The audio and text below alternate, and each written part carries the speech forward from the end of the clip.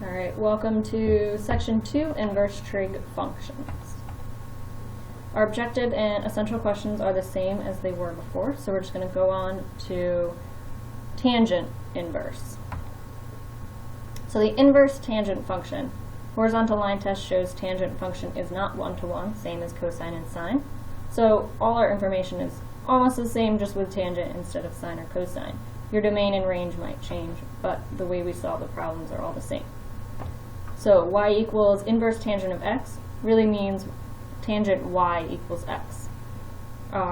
It's between, or the period is negative pi over 2 to pi over 2.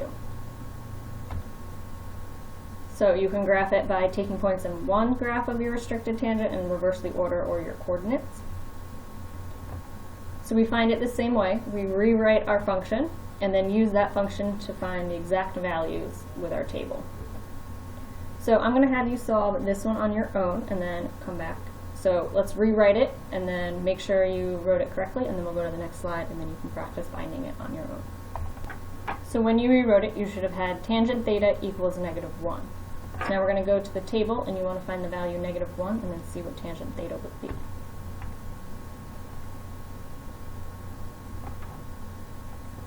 So your answer, here's -1, so negative pi over 4. Next couple of slides are just a summary of everything.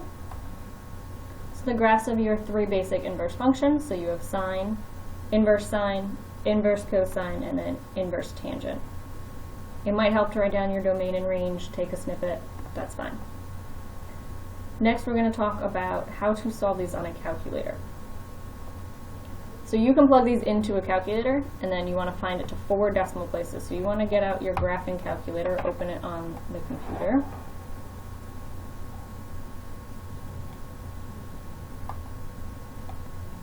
So if you look at your calculator, you have sine, cosine, tangent. You also right above it have your sine inverse. So you want to hit second. Second. This time you want cosine. And then 1/3, so 1 divided by 3. Hit enter.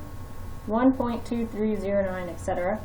So we are going to round this, what was it, to 4 decimal places? Yes. So you have 1.23095. How would you round that to your decimal places? So you have 1.2309, but then you want to round 9 up.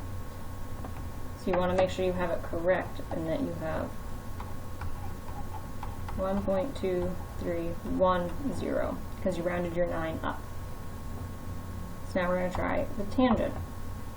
So you're going to second and then hit tangent, negative 35.85. Enter. So negative 1.54290.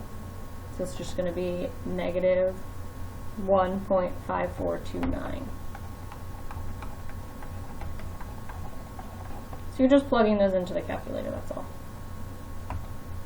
So make sure you complete the questions below and complete your homework. Next class, so after break, we're going to go over applications of trig functions.